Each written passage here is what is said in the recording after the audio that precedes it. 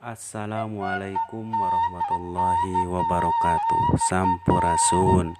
Kumaha hidup sadayana daramang. Mudah-mudahan hidup sadayana aya dina panang tayungan Allah Subhanahu wa taala. Dina minggon kamari hidup tos belajar ngeunaan mikawano sababaraha kaulinan barudak. Aya congkak, aya sapintrong, aya pecle jeung sajabana. Dina dinten ayeuna hidup bakal diajar ngeunaan kecap barang. Tujuan pangajaran dinten ayeuna hiji, hidup tiasa paham kana kecap barang. 2. Hidup tiasa nuliskeun rupaning kecap barang. 3. Hidup tiasa ngalarapkeun kecap barang kana kalimat. Arti kecap barang nyaeta kecap anu nuduhkeun barang atawa ngaran anu disebut barang. Ciri-ciri kecap barang.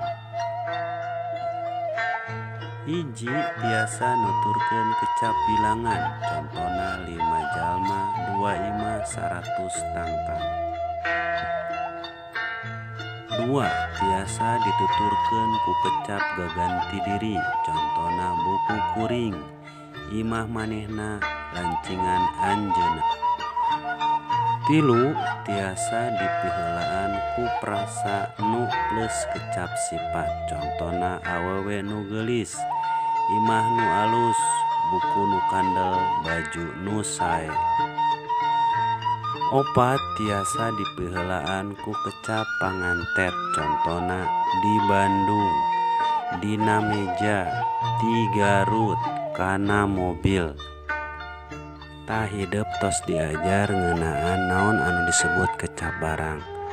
Ayeuna pancen hidup nyaeta nuliskeun kecap barang, contona aya kaleci, aya bal, aya keueuh jeung sajabana anu aya dina kaulinan barudak. Nah, ayeuna hidup pek tuliskeun 10 kecap barang, tuluy damel kalimahna, tulis dina buku catetan masing-masing.